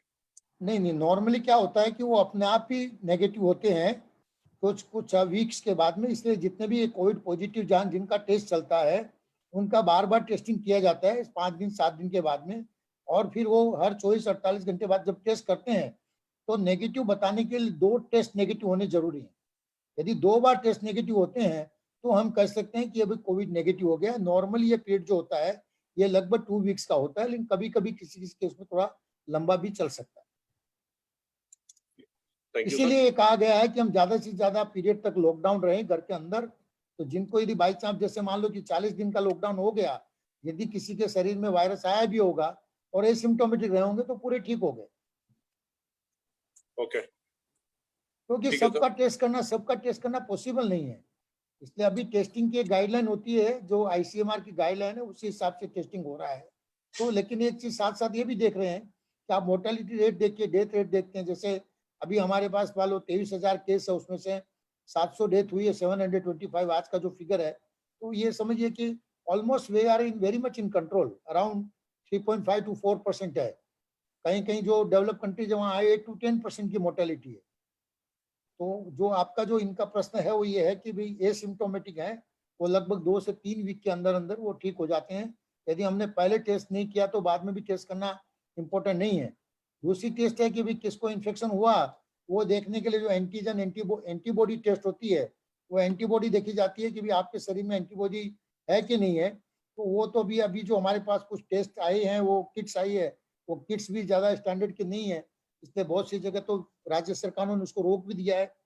लेकिन अल्टीमेटली यह होगा कि जैसे जैसे केसेस धीरे धीरे बढ़ते जाएंगे तो वैसे वैसे हर्ड इम्यूनिटी आएगी। जैसे मान लो कि सिम्टम केसेज हुए तो उनमें एक इम्यूनिटी आ गई, तो एक लेवल पे जाते जाते 50 से 60% यदि पॉपुलेशन आपकी इन्फेक्ट हो गई है तो वो इम्यून हो गई है, और जैसे जैसे इम्यूनिटी बढ़ जाती है तो बीमारी धीरे धीरे कंट्रोल में आने लग जाती है। लेकिन क्योंकि ये बीमारी एक नए स्वरूप में आई है, इसलिए अभी किसी के लिए भी कुछ भी कहना मुश्किल है कि किस लेवल पे जाके हम कह पाएंगे कि हाँ चलो अब हम बीमारी में कंट्रोल में आ गए। हालांकि थोड़ा समय जाएगा, बहुत सारी चीजें सामने आएगी। अगला क्वेश्चन मैं ले रहा हूँ हमारे ट्रस्टी श्री मन्नालाल जी बैद का, दिल्ली से। हाँ जी मन्नालाल जी नमस्कार, मैं आपका देख पा रहा हूँ। उनका क्वेश्चन है सर कि जो प्रेजेंट सिचुएशन है उसमें चाइना पर काफी सारा ब्लेम डाला जा रहा है कि शायद चाइना का लैब प्रिपेयर्ड या मैनमेड वायरस है ये। तो अपने मेडिकल साइंस में कैसे ट्रीट करें अपने को इसको? Is it actually a manmade और is it a natural virus? देखिए मुझे लगता है कि इसके बारे में कोई भी कमेंट करना मुश्किल है। मैं अपने आप को इसके लिए सक्षम नहीं मान रहा हूँ कि मैं इसके लिए कोई भी कमेंट कर सकूं। और WHO ने तो यही कहा है कि ये वायरल डिसीज ही है जो एक नेचुरल रूप में बाहर आई है। जी, लक्ष्मीलाल गांधी जी का सिमिलर क्वेश्चन था। एक क्वेश्चन हम पहले इसका जवाब दे चुके हैं कि वैक्सीन आने में अप्रोक्सीमेटली कितना टाइम लगेगा। मेरे ख्याल से उनको जवाब मिल गया होगा उनके क्वेश्चन का। विभा डागा जी का एक क्वेश्चन है और साथ में किसी और ने भी सेम क्वेश्चन पूछा था, नाम मेरे पास में अभी नहीं आ रहा उनका, कि सब्जियां, फल और बेकरी के आइटम क्या इनके थ्रू वायरस ट्रांसमिट हो सकता है? पहला क्वेश्चन ये है। दूसरा क्वेश्चन जो था वो ये था कि क्या हमें क्या सावधानियां रखनी चाहिए ये सामान खरीदते हुए? देखिए पहली बात तो यह है कि सावधानियां जो कॉमन सावधानी हो तो आपको रखनी है कि आप मास्क पहन के बाहर जा रहे हो, आप वहां जाके भी सोशल डिस्टेंसिंग मेंटेन कर रहे हो। प्लस यदि आप खुद ग्लोव्स पहन सके तो अच्छी बात है, क्योंकि जब आप सब्जियां ले रहे हो तो भी आप ग्लोव्स पहन के लीजिए सब्जियां। वेंडर जो है जो सब्जियां बेच रहा है उसको भी ग्लोव्स पहनने चाहिए, उसको भी मास्क लगाना चाहिए। अब वो वेंडर जो है वो कोरोना संक्रमित है कि नहीं है ये कहना बहुत मुश्किल है, क्योंकि बहुत सी सिटी से रिपोर्ट आई है कि काफी सब्जी बेचने वालों में कोरोना पॉजिटिव पाया गया है। अब जैसे मैंने कहा कि यदि कोई मान लो कि एक वहां पे खड़ा होके कोई व्यक्ति सब्जियां खरीद रहा है और उसको यदि खांसी आई और उसने खांसी खाई, जिसके ड्रॉपलेट जो है वो सब्जियों पे जाके गिरे या उसकी लारी पे जाके गिरे और वही सब्जियां आप लेके आ गए और उस सब्जियों को हम प्रॉपर्ली डिकॉन्टेमिनेट नहीं कर पाए, यदि वो सब्जियों पे अपने हाथ लगाए, उसी हाथ से हमारे जो शरीर में वायरस चला गया, तो हमें 2-3 बातों का ध्यान रखना है। बाहर से यदि हम कोई भी चीज लेके आते हैं, सबसे पहले हमें उस चीज को कुछ घंटों के लिए अलग रख देना चाहिए, क्योंकि नॉर्मल ये देखा गया है कि जो वायरस सरफेस पे होता है वो 2 घंटे से लेके 12 घंटे के अंदर वो वायरस का नुकसान नाश हो जाता है। यदि कभी कभी लंबा भी चल सकता है, 24 घंटे तक भी रह सकते हैं। तो हमें पहले क्या करना है कि हम घर से बाहर निकल रहे हैं, हम खुद अपने हाथ अच्छी तरह साबुन से धो के और सैनिटाइजर का यूज करके जाएं। हम वहां जाते हैं तो यदि संभव है तो किसी प्रकार के ग्लोव्स पहन के, यदि हम ले सकते हैं तो ग्लोव्स पहन के लें। वेंडर जो बेच रहा है वो ग्लोव्स पहन के बेचे। और हम जो सब्जियां लेके आते हैं उसको लाने के बाद में थोड़ी देर रखें आप उसको गर्म पानी में, और कहते हैं जो खाने का सोडा होता है, सोडा बाइक आप जो बोलते हैं, वो डाल के 2 चम्मच उसमें आप रख दीजिए, तो उससे भी वो डिकॉन्टेमिनेट हो जाते हैं। और उसके बाद में कोई भी सब्जियां हैं वो हम गर्म करके ही उसका उपयोग करें तो ज़्यादा अच्छा रहेगा। लेकिन हमें हैंड वॉश, साबुन और पानी से और सैनिटाइजर का उपयोग ये हमें अच्छी तरह से बार बार करना है। Thank you sir. मेन क्या होता है कि वायरस जो होता है, मान लो सब्जियों पे है चाहे किसी भी और चीज पे है, वो वायरस आपके हाथ से ही आपके शरीर में जाएगा, समझ गए। जैसे किसी को खांसी आ गई है तो खांसी से तो 1 मीटर तक आप वायरस को बेच सकते हो, सामने कोई दूसरा व्यक्ति खड़ा है तो उसके सीधा चला जाएगा यदि उसने मास्क नहीं पहना है तो। लेकिन यदि फोमाइट से जो जा रहा है, यानी सरफेस से जो जा रहा है, आपको मालूम ही नहीं है कि उस पर वायरस है कि नहीं, तो ये तब जाएगा जब कोई रोगी जिसको ऑलरेडी कोरोना का इन्फेक्शन है, उसने खांसी खाई, छींक खाई और उसने वो वायरस ड्रॉपलेट के हिसाब से वहां चीजों पे लग गया, और वही हाथ, आपके हाथ जब उसको टच करेंगे, चाहे वो दरवाजे का हैंडल हो, चाहे टेलीफोन हो, चाहे आपकी सब्जियां हो, तो उस पर यदि आपके हाथ लगेंगे और वायरस आपके हाथ पे आएंगे, आप उसी हाथ को अपने मुंह पे ले जाओगे बिना अच्छी तरह साबुन से धोए और सैनिटाइजर का यूज किए, तो रिस्क हमेशा उसमें रहती है। तो अपने को भी बचाना है, और जो भी सामान आप चीज लेके आते हैं उसको आप 6 घंटे से 8 घंटे तक एक बार खुला छोड़ दीजिए उसको अच्छी तरह से, और फिर उसको जो विधि मैंने बताई है उस प्रकार से आप उसको डिकॉन्टामिनेट कीजिए। डॉक्टर साहब, एक क्वेश्चन जो मेरे दिमाग में आ रहा है, सामान जो लाते हैं वो हम धो लेते हैं, बाहर से आते हैं हाथ धो लेते हैं, खुद नहा लेते हैं, लेकिन जो नोट आते हैं, क्योंकि पैसे देते हैं, पैसे लेते हैं किसी भी दुकानदार को, तो वो जो नोट आते हैं उनको कैसे डिकंटामिनेट किया जाए, या उनको सिर्फ 5-6 घंटे तक छोड़ देना साइड में काफी रहेगा? उसको छोड़ दीजिए, 24 घंटे यूज मत कीजिए उसको। ठीक है सर, थैंक यू। मनीषा डाक ने अपने फेसबुक अकाउंट से क्वेश्चन किया है, WHO has recently stated that masks may help contain the virus. लेकिन मास्क में हेल्प कंटेन द वायरस, हाँ, may help contain the virus, but does not always protect healthy people from getting infected. So would you like to comment? That's true. देखिए, शुरू में ये माना गया कि कोरोना वायरस जो है वो एयरबोर्न इन्फेक्शन नहीं है। एयरबोर्न का मतलब होता है कि हवा में वायरस आ गया और वायरस काफी घंटों तक हवा में रहेगा, और वो हवा यदि किसी सांस की नली में से किसी के सांस में चले गई तो वो बीमारी करती है।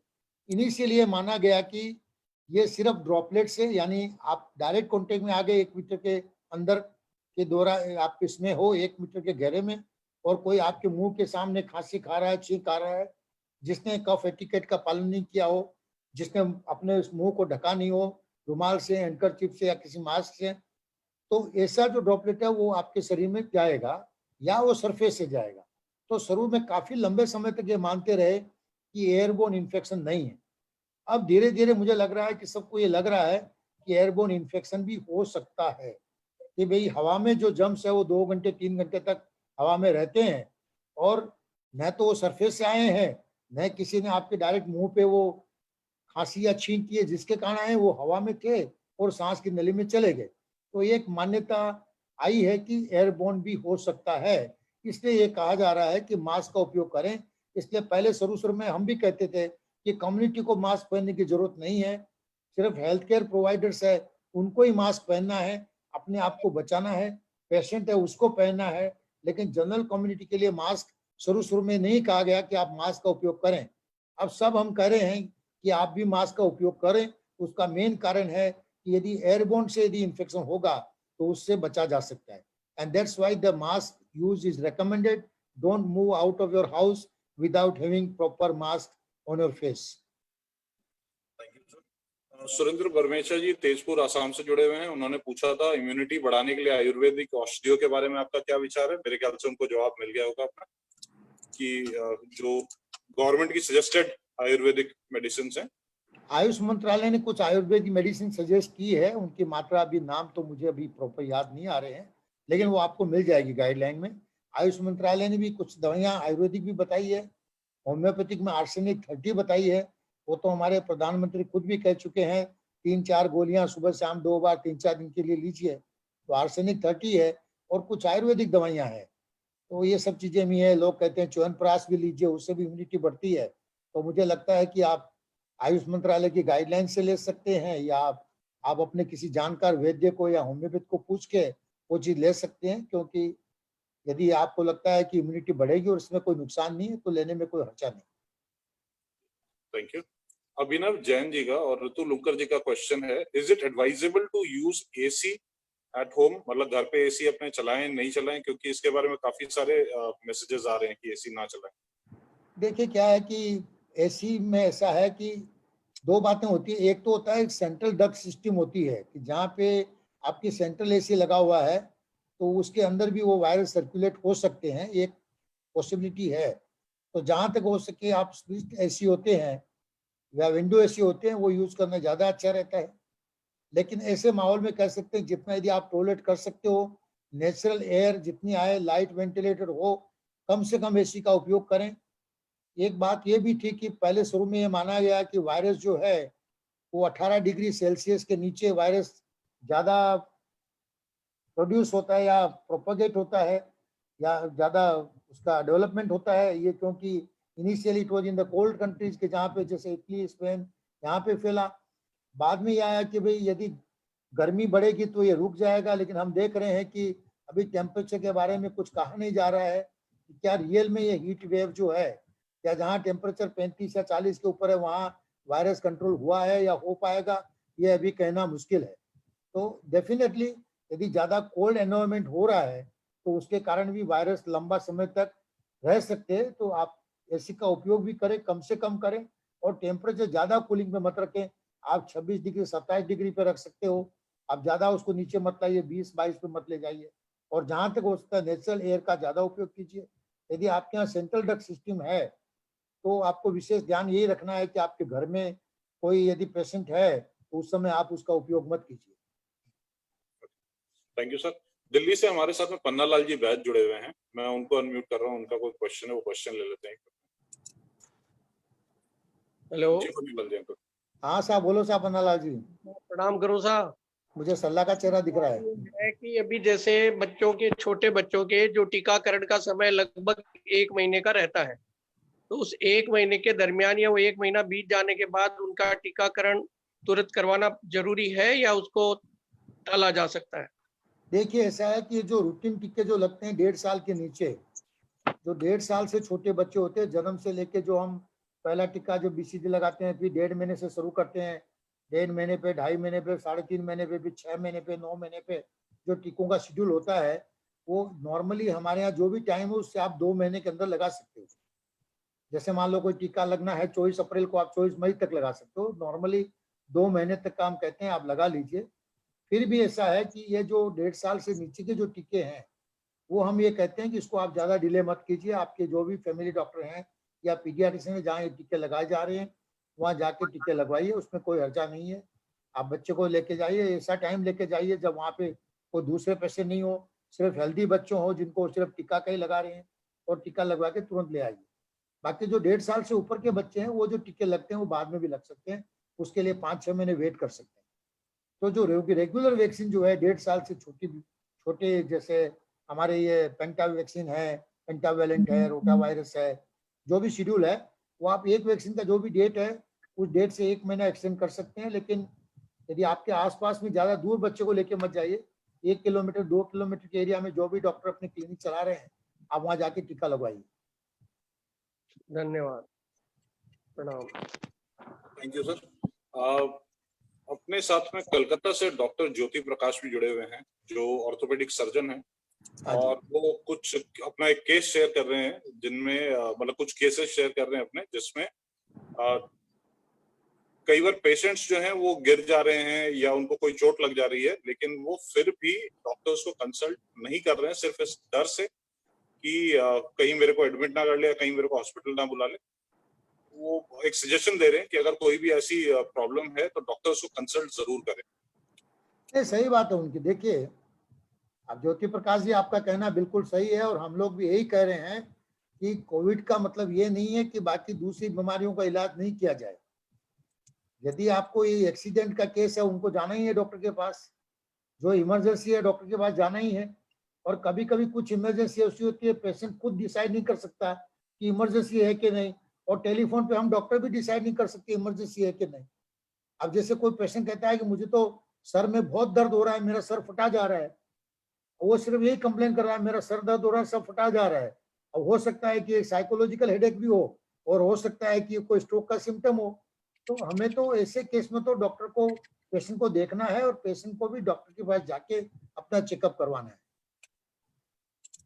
हाँ, आपकी बात सही है ज्योति प्रकाश जी। मैं भी ये कहना चाहूंगा, और कुछ ऐसे केसेस ध्यान में आए हैं कि लोग डर के मारे खुद नहीं जा रहे हैं, या कहीं कहीं डॉक्टर भी उनको ऐसी एडवाइस देते हैं कि आप 2 दिन 3 दिन वेट करो।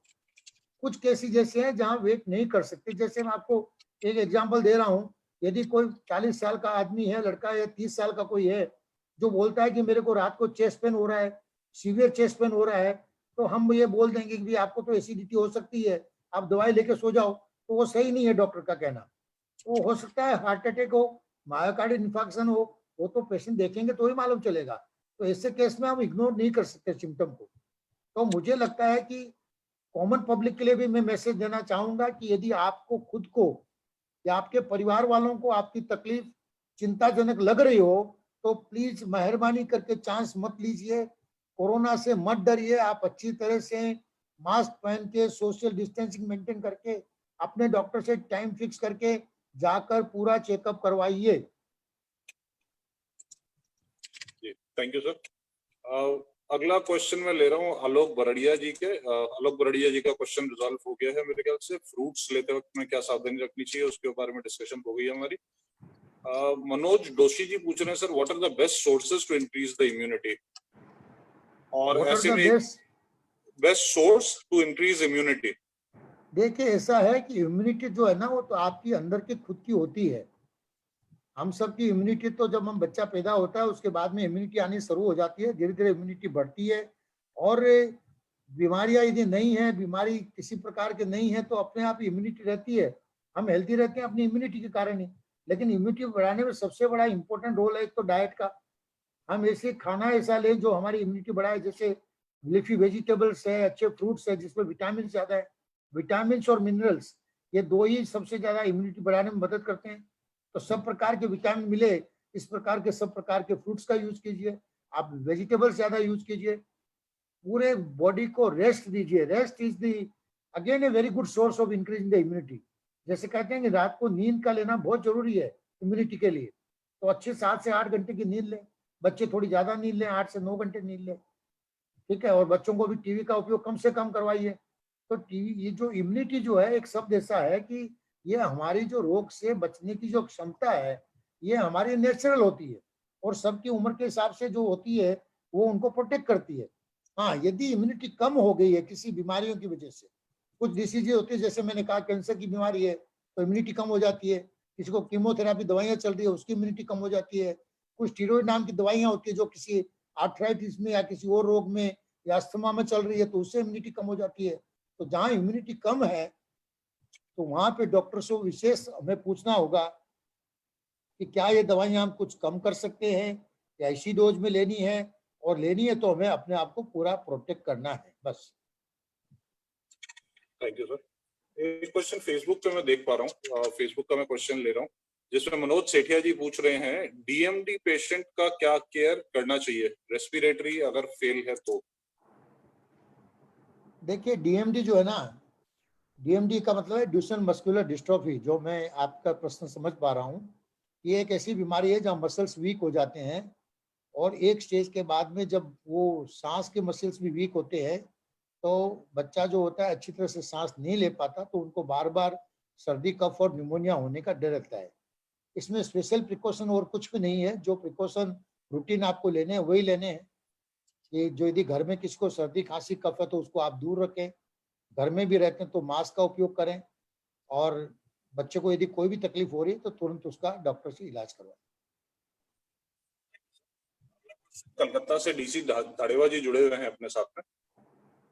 वो पूछ रहे हैं कि we are running a hospital in Shri Dungargarh, तो वहां के डॉक्टर्स को सर आप क्या एडवाइस देना चाहेंगे, किस तरह से वो स्मूथली ओपीडी को चला सके, उस हिसाब से कोई सजेशन अगर आप देना चाहें। देखिए, डॉक्टर में तो आपको डॉक्टरों को मालूम ही होगा Dhariwal ji, Indian council of medical research ICMR ने एक अच्छी गाइडलाइन दी हुई है पीपी का यूज कैसे करें।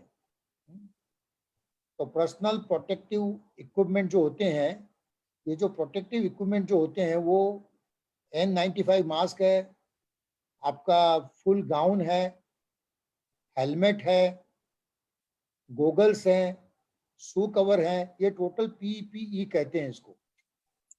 तो ये पीपी का अच्छे ढंग से यूज किया जाए, और जैसे रूटीन क्लिनिक आप डॉक्टर चला रहे हैं तो N95 मास्क पहनना जरूरी है उनको। मैं मानता हूं कि इसकी शॉर्टेज शुरू में काफी थी, अब धीरे धीरे शॉर्टेज कम हो रही है, लेकिन अवेलेबिलिटी आपको उनकी करवानी होगी। यदि हेल्थ केयर प्रोवाइडर्स, यदि आप पेशेंट को ट्रीटमेंट दे रहे हैं, ओपीडी चला रहे हैं, तो उनके मन में भी डर और चिंता है। मैं भी अस्पताल चला रहा हूँ, मैं मानता हूँ कि हमारे स्टाफ में भी काफी एंजाइटी और चिंता है, भय और डर का वातावरण होता है। कुछ लोग आना भी नहीं चाहते अस्पताल में, लेकिन उनको समझाते हैं यदि आप प्रॉपर पीपी का यूज करोगे तो आपकी रिस्क भी नहीं है, और पेशेंट के कारण भी आपको रिस्क नहीं है, और आपके कारण भी पेशेंट को रिस्क नहीं है। तो यही है कि देखिए, काम आप कब तक नहीं करेंगे, काम तो करना ही पड़ेगा। हमें कोविड के अलावा दूसरी बीमारियां, उनका भी ट्रीटमेंट देना पड़ेगा। और कोविड है या नहीं है, पेशेंट आपके पास आ रहे हैं तो उनको भी हमें स्क्रीन करना पड़ेगा कि हाँ भी आपको तकलीफ है, तो आप आगे जाके हायर सेंटर पे जहाँ इसका इलाज हो रहा है वहां जाके आप चेकअप करवा लीजिए। गवर्नमेंट के जो सेंटर है वहां पे भेजेंगे, लेकिन एक प्राइमरी स्क्रीनिंग के लिए पेशेंट तो आपके पास आएंगे ही। तो मुझे लगता है कि जो पीपी जो है, जो प्रोटेक्टिव डिवाइसेज है, गियर्स, उनका अच्छे ढंग से यूज कीजिए। आप भी उसका स्टॉक अपने अस्पताल में रखिए, अपने डॉक्टर्स और हेल्थ केयर वर्कर को दीजिए। उसका मैं मानता हूँ इसके कारण कॉस्ट बढ़ती है, because now it's very costly. फिर भी कोई उपाय नहीं है हमारे पास। We have to protect our people to deliver the services. Thank you sir. अगला क्वेश्चन मैं ले रहा हूँ सर, नाम नहीं आया है उनका भाई साहब का, लेकिन वो पूछ रहे हैं how has the much discussed hydrochloroquine made impact on negating the effect of COVID? देखिए, हाइड्रोक्सीक्लोरोक्विन के बारे में बहुत सारी चीजें आ रही है, कुछ फेवर में भी है, कुछ कहते हैं ये काम नहीं कर रही है। लेकिन अभी गाइडलाइन में ऐसा है कि हाइड्रोक्सीक्लोरोक्विन हेल्थ केयर प्रोवाइडर्स जो हैं, जो पेशेंट को ट्रीटमेंट दे रहे हैं, उनको प्रोफाइलिक्सिस में दी जाती है। जैसे डॉक्टर्स है, नर्सिस है, जो कोविड के सस्पेक्टेड पेशेंट या कोविड पेशेंट को ट्रीट कर रहे हैं उनको दे रहे हैं, या हाई रिस्क कॉन्टेक्ट है जिसके कोविड पॉजिटिव पेशेंट है उसका जो कॉन्टेक्ट में है उनको भी प्रोफाइलिसिस के रूप में दी जाती है। जैसे डॉक्टर्स, उनको बताया जाता है 400 मिलीग्राम दिन में 2 बार, पहले दिन और बाद में हर सप्ताह 400 मिलीग्राम 7 सप्ताह तक। और जो पेशेंट के कॉन्टेक्ट होते हैं उनको देते हैं, यदि वो क्लोज कॉन्टेक्ट में रहते हैं तो उनको दिया जाता है। तो पहले दिन 400 मिलीग्राम 2 बार, बाकी हफ्ते में 1 बार 3 हफ्ते तक दिया जाता है। और जो पेशेंट कोविड के ट्रीट हो रहे हैं अस्पतालों में, वहाँ पे भी हाइड्रोक्सीक्लोरोक्विन का यूज किया जा रहा है। और जैसे मॉडरेट या सीवियर केसेज में हाइड्रोक्सीक्लोरोक्विन, क्योंकि ये माना है कि हाइड्रोक्सीक्लोरोक्विन जो दवाई है वो वायरस को बढ़ने में रोकती है, इम्यूनिटी को बढ़ाती है। अभी प्रॉपरली कंक्लूसिवली ये रियल में काम कर रही है या नहीं कर रही है, वो जैसे जैसे लिटरेचर सामने आएगा, ज्यादा स्टडी सामने आएगी तभी बता पाएंगे। लेकिन अभी ये दवाई है कि जिसका कुछ थोड़ा प्रोमिस है कि ये काम कर रही है। जैसे हाइड्रोक्सीक्लोरोक्विन है या क्लोरोक्विन है, बेसिकली ये इम्यूनोमोड्यूलेटेड ड्रग्स है जो शरीर की इम्यून सिस्टम में फायदा करती है, और जो कुछ इम्यूनोलॉजिकल चेंजेस करती है बॉडी में, जिससे वायरस का बढ़ना रोका जा सकता है। ये वायरस के मल्टीप्लिकेशन को रोकती है।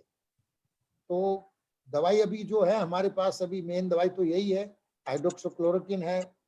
कुछ एजिथ्रोमाइसिन का भी उपयोग कर रहे हैं, कुछ अलग अलग दूसरी दवाइयां भी है, एंटीवायरल ड्रग्स कर रहे हैं, बहुत सारी स्टडी चल रही है। तो एक पर द गाइडलाइंस डॉक्टर के पास जो नई गाइडलाइन आ रही है उस हिसाब से ट्रीटमेंट किया जा रहा है। जी, thank you sir. Alok Chordia ji पूछ रहे हैं क्वेश्चन कि how much useful is pranayama, breathing exercises, steam inhaling, gargling, how useful are these? देखिए, दो बातें बहुत क्लियर है। प्राणायाम एक ऐसी चीज है जिसके बेनिफिट्स हम सबको मालूम है, इट्स अ वर्ल्ड नोन है, पूरे बहुत लिटरेचर है। जो स्वस्थ है वो ज्यादा स्वस्थ रहेगा, इसमें कोई डाउट नहीं है, इससे कोई नुकसान नहीं है। यदि आपके लंग की कैपेसिटी बढ़ती है, आपकी ऑक्सीजन लेने की ताकत बढ़ती है, आपकी ऑक्सीजन कैरिंग कैपेसिटी बढ़ जाती है तो फायदा ही होना है। अब कितना फायदा करेगा इसके लिए कुछ भी कहना मुश्किल है। देखिए, मैं आपको सिर्फ इतना बता सकता हूँ कि जो ये बीमारी के, जैसे मैंने कहा, asymptomatic, mild, moderate, severe, critical, ये 5 इसकी अवस्था होती है। यदि वायरस शरीर में गया 40 से 50% में कोई सिम्टम नहीं आए, और बाकी में चाहे वो माइल्ड रूप में हो, चाहे मॉडरेट हो, चाहे सीवियर हो, चाहे क्रिटिकल हो, ये मेन 2 चीज पे निर्भर करता है। एक तो व्यक्ति की खुद की इम्यूनिटी पे, जो रोग से लड़ने की ताकत है, उसका डिफेंस मैकेनिज्म उस पे, और दूसरा वायरस का लोड कितना शरीर में गया है उस पर डिपेंड करता है। क्यों हेल्थ वर्कर सबसे ज्यादा क्यों इफेक्ट होते हैं? कि वो कंटिन्यूस पेशेंट के टच में रहते हैं। यदि आप कंटिन्यूस पेशेंट के टच में रहोगे और वायरस यदि कंटिन्यूस आपकी बॉडी में ज्यादा क्वांटिटी में जाएगा तो ये कहते हैं वायरस लोड। यदि मान लो कि कोई पेशेंट है, हम उसके पास से गुजर गए, उसने खांसी और छींक खाई, हो सकता है उसने मास्क नहीं पहना, हमने भी मास्क नहीं पहना, और आप उसके पास से गुजर गए, तो जो वायरस आपके शरीर में प्रवेश करेंगे उसकी क्वांटिटी बहुत कम रहेगी।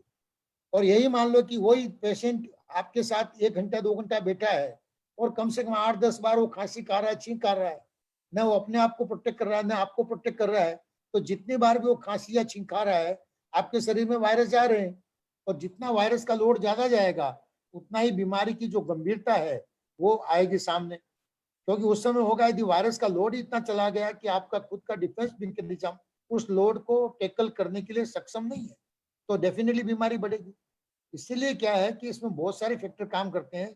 हमारी खुद की इम्यूनिटी काम करती है, हमारी जो कांटेक्ट में आए उस व्यक्ति के कांटेक्ट में कितने समय तक रहे, या कोई भी हमारे, मान लो कि हमने कोई सरफेस पे हाथ लगा के अपने चेहरे पे लगाया तो हमारी हथेली में कितने वायरस है जो बॉडी में चले गए, तो वायरस लोड। तो ये पाया गया है कि ultimately it is the immunity of the person and the viral load, दोनों इकट्ठे होके डिसाइड करते हैं कि बीमारी कौन से स्टेज तक आएगी। Thank you sir. Kailash Jhabak ji हैं हमारे पास में सूरत से। वो पूछ रहे हैं, is this virus, can this virus remain alive in drinking water, how to prevent it? Can this virus remain alive in drinking water? हाँ, पीने के पानी में। देखिए, ऐसा है कि अभी तो यह है कि ड्रॉपलेट के फॉर्म में होते हैं, और ड्रॉपलेट के फॉर्म में यदि कहीं भी जाएंगे तो वायरस तो अलाइव रह सकते हैं एनवायरमेंट में लगभग 2 घंटे से लेकर 12 घंटे तक। तो मैं तो मानता हूँ ड्रिंकिंग वाटर भी आप यदि इस समय में पिए तो आप अच्छी तरह से बॉईल करके उसको स्टेरिलाइज करके पिए। क्योंकि ये वायरस पे लंग्स पे जैसे असर करता है वैसे ये वायरस इंटेस्टाइन पे भी असर करता है, और इंटेस्टाइन पे असर करता है तो ये सिम्टम भी पाए गए हैं कि एक स्टेज के बाद में कुछ पेशेंट में डायरिया भी होते हैं, 8 से 10% केस में पतली टट्टियों का लगना, पेट में दर्द होना, ये सिम्टम भी पाए गए हैं। तो there symptoms can be mainly symptoms of respiratory, यानी श्वसन तंत्र के सिम्टम 80% होते हैं, बाकी 15-20% में अलग अलग तरह से भी सिम्टम आ सकते हैं। तो अभी पूरा स्पेक्ट्रम हमें मालूम पड़ेगा जब एक बार ये पूरा हम इस बीमारी को अच्छी तरह से समझ लेंगे, पूरा ये 6 महीने 8 महीने का पीरियड निकल जाएगा और बहुत सारी स्टडी सामने आएगी, तब समझ में आएगा कि ये बीमारी कहाँ कहाँ जाके सिम्टम कर रही है। डॉक्टर साहब, बीमारी नहीं है, क्वेश्चंस काफी ज्यादा हैं, लास्ट के 3-4 क्वेश्चन ले रहा हूं मैं, उसके बाद में फिर अपने इसको समअप करेंगे। कैलाश जी का एक और क्वेश्चन था, आजकल सैनिटाइजेशन हो रही है रोड्स की, how effective do you think it is? Sanitization road की जो रोड्स हैं, रोड सैनिटाइज हो रही हैं। अल्टीमेटली देखिए, ये सब चीजें यही आसाम में हम कर रहे हैं कि हम पूरा डिसइंफेक्ट करें एनवायरमेंट को। मेन आइडिया यही है कि जहां जहां सरफेसिस पे है, चाहे वॉल्स पे है, चाहे रोड पे है, चाहे बेंचेस पे है, चाहे टेबल्स पे है, चाहे बस स्टैंड पे है, चाहे रेलवे स्टेशन पे है, चाहे प्लेटफॉर्म पे है, तो सैनिटाइजेशन का डेफिनेटली रोल है। क्योंकि एक बात क्लियर है कि जो चीज हम कर सकते हैं वो हमें करना चाहिए। वायरस के जो एंटीवायरल जो केमिकल्स जो हम स्प्रे करते हैं, तो उससे डेफिनेटली वायरस का डिस्ट्रॉय होते हैं, और इसका डेफिनेट रोल है, ये डेफिनेट रोल ही। सर एक क्वेश्चन मेरे पास में चैट पे आया है। स्वीटी जी पूछ रही हैं कि मैंने अभी बेबी गर्ल को 2.5 महीने का वैक्सीन दिया है, 2.5 महीने पर जो वैक्सीन देते हैं वो वैक्सीन दिया है, पर उसके एक गांठ हो गई है। ये कब तक जाएगी? इसका कोरोना वायरस से तो कोई लेना देना नहीं है। देखिए, इसका कोरोना वायरस के साथ कोई लेना देना नहीं है। आप अपने फैमिली डॉक्टर से जहां आपने टीका लगवाया है उनसे एक बार बात कर लीजिए, ताकि घबराने की चिंता की बात मुझे नहीं लग रही। ठीक है, थैंक यू सर। अगला क्वेश्चन मैं ले रहा हूँ नेहल कोठारी जी का। नेहल कोठारी जी पूछ रही हैं क्लास 5 और क्लास 3 के बच्चे, रादर सर ये क्वेश्चन मेरे ख्याल से हर एक पेरेंट का होगा कि आजकल जो बच्चे हैं उनकी क्लासेस जो है जूम पर हो रही हैं, काफी देर से वो स्क्रीन के सामने होते हैं, कीबोर्ड वगैरह यूज करते हैं, और मतलब स्क्रीन इंटरेक्शन काफी बढ़ गया उनका। तो इससे कोई नेगेटिव इफेक्ट आपको लगता हो, और नेगेटिव इफेक्ट को कैसे मिनिमाइज किया जा सके? देखिए, अभी तो इसका कोई उपाय नहीं है। आपकी क्लासेस बच्चों की जो पढ़ाई खराब हो रही है, तो ज्यादातर स्कूलों ने ये चालू कर दिए जूम पे पढ़ाना और ये सब। तो रिस्क वर्सेस बेनिफिट का यदि हम देखा जाए तो बेनिफिट ज्यादा है, बच्चों की पढ़ाई हो रही है। ये बात भी मैं मानता हूँ कि हम बच्चों के डॉक्टर कहते हैं कि बच्चों का स्क्रीन टाइम ज्यादा नहीं होना चाहिए, इसको कम करना चाहिए। और ये भी पाया गया है कि इन सब की साइड इफेक्ट भी होती है, बच्चों की मेमोरी पे या बच्चों के ब्रेन डेवलपमेंट पे भी थोड़ी असर इसकी आती है। लेकिन यदि बीच बीच में थोड़ा रेस्ट दे दिया जाए, जैसे मान लो 30 मिनट या 35 मिनट का क्लास होता है, उसके बीच में वापस 10-15 मिनट का एक गैप आ जाए तो थोड़ा अच्छा रहेगा। तो अच्छा प्रश्न आपने लिया है। मैं भी थोड़ा स्कूल अथॉरिटीज के साथ बात करूंगा कि अभी किस ढंग से क्लासेज वो चला रहे हैं। लेकिन इसमें इतना ही है कि स्क्रीन टाइम जो है वो पूरे दिन में एवरेज 2-2.5 घंटे से ज्यादा नहीं होना चाहिए। एवरेज यानी नॉर्मली हम लोग रेकमेंड करते हैं it should not be more than an hour in a day, but आज के समय में यदि हो रहा है तो मैं मानता हूँ 2-2.5 घंटे से ज्यादा नहीं होना चाहिए, और बीच बीच में गैप होना चाहिए। और डॉक्टर साहब बहुत जल्दी अब लॉकडाउन खुलने की आशा है कि शायद पार्शियल या ओवरऑल लॉकडाउन खुल जाएगा। उस टाइम में अपने को कोई एडिशनल चीजें जो देखना चाहिए, क्योंकि बाहर भी निकलेंगे लोग, फिर ऑफिसेज में जाएंगे, तो थोड़ा बहुत इंटरेक्शन भी होगा लोगों के साथ में। वहाँ बार बार उठ के हाथ धोना शायद पॉसिबल ना हो, तो क्या कोई सजेशन देना चाहेंगे आप उस बारे में? देखिए, ऐसा है कि लॉकडाउन पहली बात कब खुलेगा, पार्शियल खुलेगा, पूरा खुलेगा, उसके बाद में जब भी खुलेगा तो गाइडलाइन गवर्नमेंट भी देगी, और मुझे लगता है उस गाइडलाइन को हमें फॉलो करना है। क्योंकि जो भी गाइडलाइन आती है वो एक प्रॉपर साइंटिफिक बेसिस के आधार पे आती है। डॉक्टर्स की टीम है, हेल्थ अथॉरिटीज होती है, वो डिसाइड करती है क्या करना। लेकिन अभी जो मैं समझ रहा हूँ, मैं ये मानता हूँ कि यदि लॉकडाउन खुल भी जाता है तो कम से कम आने वाले 2 या 3 महीने तक हमें मिनिमम सभी प्रिकॉशंस जो है उसको चालू रखना है। घर से भी बिना कारण, जिसका कोई कारण नहीं है, वो घर से बाहर नहीं जाए। यदि जा रहे हैं तो हमें अपने हैंड वॉश करके साबुन से, पानी से हाथ धोना है, सैनिटाइजर का प्रयोग करना है। और सरफेसेस पे जहाँ भी हम हाथ लगा रहे हैं तुरंत सैनिटाइजर का उपयोग करें। मास्क का उपयोग कब तक करना होगा वो मुझे लगता है समय जाते ही मालूम पड़ेगा। एक बार बीमारी यदि अच्छे ढंग से कंट्रोल में आ गई और हमें लगता है महीने 2 महीने तक कोई केस अब नहीं हो रहे हैं या सर्कुलेशन में वायरस नहीं है, तो शायद मास्क का उपयोग भी रोका जा सकता है। लेकिन हेल्थ केयर प्रोवाइडर्स को और जनरल पब्लिक को मुझे लगता है कि कम से कम लॉकडाउन खुलने के बाद भी 2 से 3 महीने तक काफी प्रिकॉशंस रखने होंगे, और रखना ही हमारे हित में होगा। Thank you sir. क्वेश्चंस तो और भी हैं और आए भी जा रहे हैं, लेकिन समय की सीमा है। मैं रिक्वेस्ट करूंगा हमारे जनरल सेक्रेटरी श्री सुशील जी जैन को कि औपचारिक धन्यवाद ज्ञापन के लिए। सुशील मैं जी। एक बात कहना चाहूंगा कि जैसे मैंने आगे भी कह दिया था, लुंकर जी, श्री जी, मैं सॉरी, मैं बीच में थोड़ा इंटरप्ट कर रहा हूँ कि आप यदि जी सर। स्वास्थ्य संबंधी कोई भी तकलीफ है, आप जिस शहर में हैं, आपके जो फैमिली डॉक्टर हैं, आप उनसे व्यक्तिगत बात कीजिए और वो आपको अच्छी तरह से गाइड करेंगे। और मैं भी समाज का तेरापंथ प्रोफेशनल फोरम में टोटली इन्वॉल्व हूँ, चीफ ट्रस्टी भी हूँ। और हमारी यहाँ पे जो एक सूरत में हमने एक IMA इंडियन मेडिकल एसोसिएशन की हेल्पलाइन बनाई हुई है, उसमें भी मेरा मेन रोल है। तो मेरा मोबाइल नंबर भी 9825142549 आप नोट कर सकते हो। अभी भी ऑल ओवर इंडिया से सभी जगह से मेरे पे टेलीफोन कॉल आते हैं, लोग बात पूछते हैं अपनी। तो मेरा फोन भी 24 घंटे चालू है। यदि मैं किसी भी प्रकार से किसी भी उपयोग में आ सकता हूँ तो आप मुझे निसंकोच फोन कर सकते हैं। तो मेरा नंबर, टेलीफोन नंबर भी आप नोट कर सकते हैं। और ये प्रोग्राम में स्पंदन में मुझे जो आने का मौका मिला उसके लिए मैं सबका, तेरापंथ प्रोफेशनल फोरम, पूरे तेरापंथ समाज और सभी कम्युनिटी के लोगों का खूब खूब आभार व्यक्त करता हूँ। और ठीक है, आप आगे बढ़िए। आप जी सुशील जी। जय जिनेंद्र डॉक्टर साहब।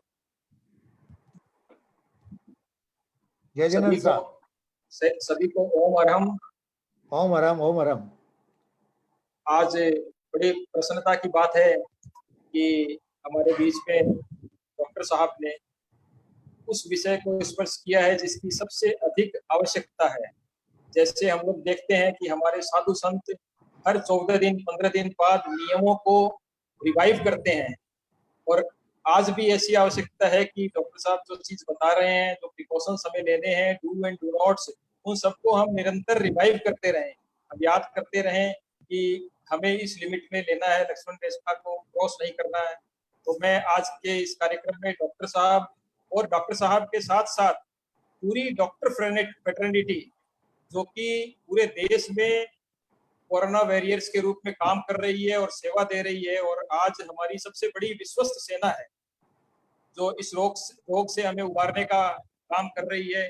तो मैं सबके प्रति आभार व्यक्त करता हूं। डॉक्टर साहब ने जो हमें यूजफुल टिप्स दिए, इस गहन समय में अपने आप को सुरक्षित रखने के लिए, अपने आस पड़ोस को सुरक्षित रखने के लिए, अपने देश के लोगों को सुरक्षित रखने के लिए, मैं समझता हूँ इन सबको मानकर हम इस समय को और अधिक रुचिकर बनाएंगे।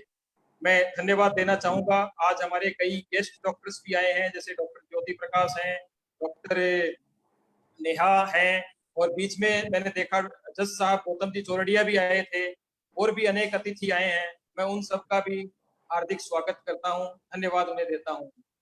मैं धन्यवाद देना चाहूंगा आज के जितने पार्टिसिपेंट्स हैं, जिन्होंने जितनी प्रसन्नता से इस पूरे कार्यक्रम को सुना, और जो कमेंट्स हमारे पास आ रहे हैं, श्रील भाई के पास आए हैं कि डॉक्टर साहब ने बहुत ही सुगमता से उन्हें समझाया है, उनके प्रश्नों का समाधान किया है, और आश्वस्त किया है कि मैं 24 घंटे आप लोगों के लिए अवेलेबल हूँ। डॉक्टर साहब तो सदैव ही प्रसन्नता के साथ सेवा में लगे हुए हैं।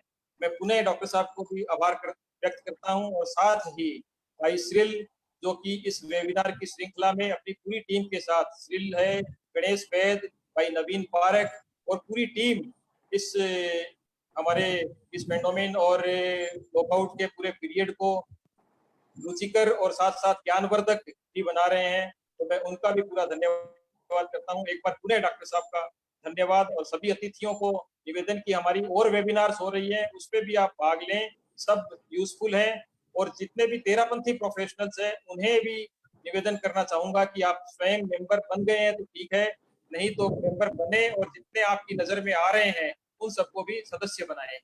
ओम अरहम। ओम अरहम। धन्यवाद सुशील जी। एक अनाउंसमेंट बहुत इंपॉर्टेंट जो मैं करना चाह रहा था। आज शाम को 7 बजे से अपने TPF सक्षम प्रोग्राम में अपने वेबसाइट बनाना, कि आप फ्री में वेबसाइट कैसे बना सकते हैं, बिना एक पैसा खर्च किए बिना भी वेबसाइट बनाई जा सकती है और उसको होस्ट करके लाइव किया जा सकता है, वो सिखाया जा रहा है। 2 दिन का वर्कशॉप है, तो जरूर से अटेंड करें। और कल सुबह 10 बजे शिखर स्वर में एक बहुत ही अच्छे स्पीकर के साथ में हम मिलेंगे। कल सुबह 10 बजे, आज शाम को 7 बजे जरूर लॉग इन करें। और डॉक्टर साहब बहुत बहुत थैंक यू पूरी फ्रेटर्निटी को, मेडिकल फ्रेटर्निटी को, सबको। निर्मल जी, सुशील जी, आप, मन्नालाल जी साहब, सभी ट्रस्टी महोदय और पूरे तेरापंथ समाज को मेरा बहुत बहुत वंदन, खूब खूब आभार। Thank you very much. आपको बहुत बहुत धन्यवाद, बहुत अच्छा लगा।